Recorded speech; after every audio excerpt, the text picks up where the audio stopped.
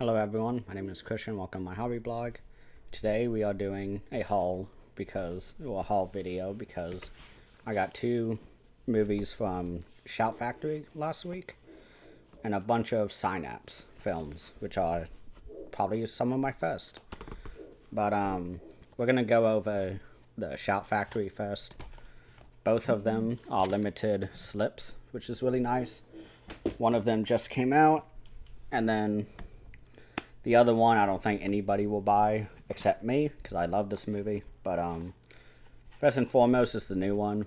It's a 4K. I've already reviewed it. It is Krampus, the naughty cut.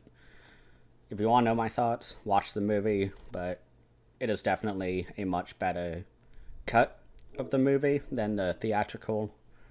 It is absolutely amazing. So much heart. They don't hold back. Just watch the video if you want to know more. Definitely worth the purchase. The only issue is that there's a bent thing right here, and then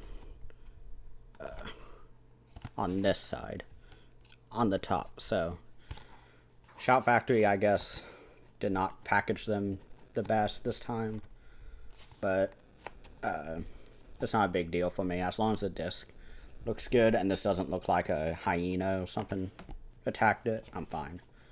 But the next one is one that only I probably bought and own because this has been out forever and they still have slip covers. So I am talking, of course, about 1995's Mighty Morphin Power Rangers the movie. I owned the VHS of this way back in the day when I was a kid. Watched it about every day, and then forgot about it until I saw a listing by Shout Factory, and I was like, oh my god. Bought it immediately. Haven't watched it yet.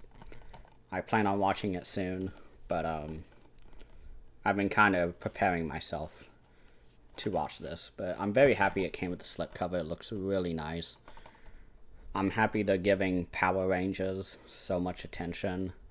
It's a series that has greatly influenced my tastes. I mean, the entire big monsters fighting each other and all that, all the sci-fi elements. That is the reason I love kaiju movies from Japan, like Godzilla, Mothra, all those monsters. So, this was a watershed movie for me growing up.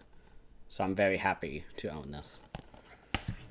Now, on to Synapse. The first one I'm going to show is one I watched tonight, and it's probably the best movie of all time.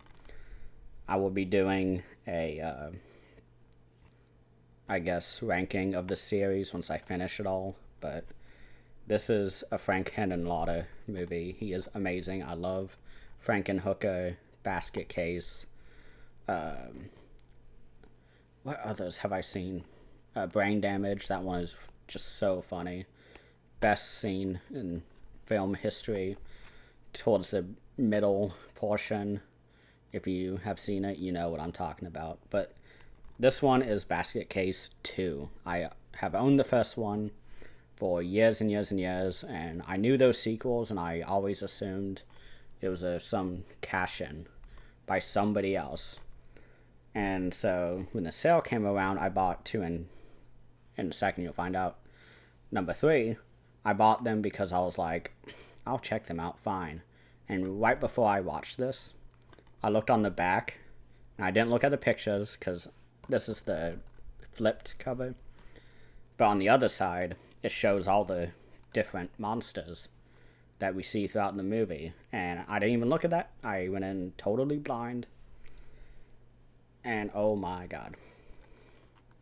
I loved this movie. I rated it 5 out of 5 on Letterboxd. I don't do that often. It's like the Human Condition and like Kurosawa that has gotten 5 out of 5s. This one was amazing. But I looked on the back and I discovered Frank Henenlotter wrote and directed both of them. Both of the sequels. And I was like, oh my god, why have I been waiting on this? So I finally watched it. And I thought there was nothing else they could do. And this type of movie. That's why I thought they were cash-ins doing the sequels, but no. This was such a great, they say it on the back, but it's a great homage to the 1932 film Freaks by Todd Browning, which I've seen many times throughout school and in my own. But oh my god, I am still so giggly from watching this. This was so much fun. But moving on.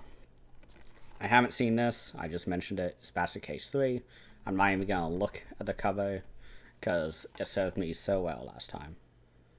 But oh my god, I can't wait to watch this too. The next one I have seen, I haven't seen in a while, but I remember really liking it. It is another Frank Henenlotter movie, and I did not mean to do all Frank Henenlotter movies. This one is not. Okay, good to know. This is Frankenhooker. As the tagline says, a terrifying tale of sluts and bolts. This movie's amazing. I just see now that there's a quote by Bill Murray, and he says, if you only see one movie this year, it should be Frankenhooker. That's really all you need to know. This movie is phenomenal. It's Frank Henenlotter. But, oh my gosh. I can't wait to jump into this release.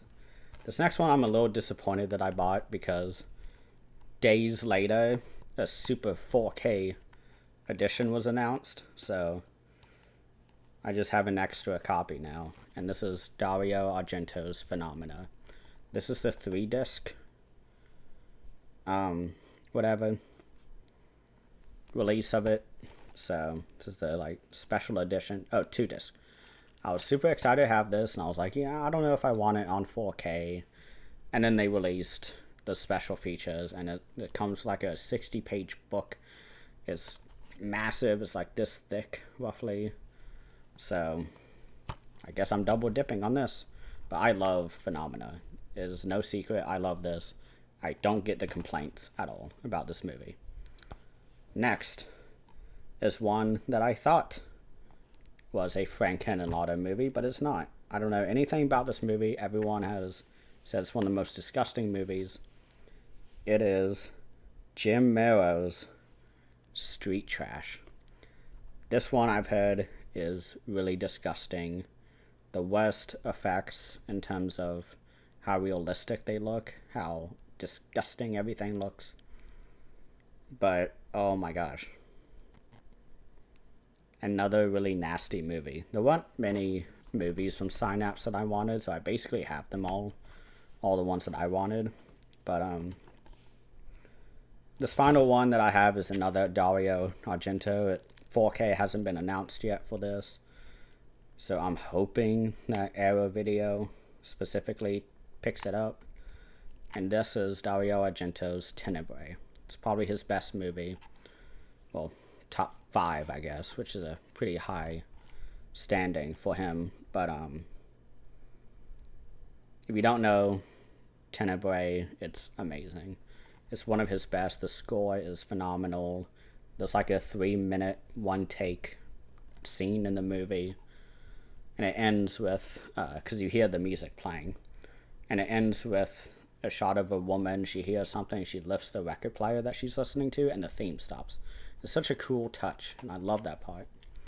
But yeah, I have most of the Dario Argento movies that I didn't have yet. Now I have them, at least his classics. There are a lot that he has that nobody likes. Mother of Tears, I think. The Card Player, I believe, is another one that nobody likes. Eventually, I will get them. I just have no motivation right now. But that is all that I got. I'll hold them up for you. What a banging stack of movies right here. Many different genres, although I think 80% of it is horror. But, oh my gosh, I can't wait to dive into these. I'm unsure if there's a fourth Basket Case movie.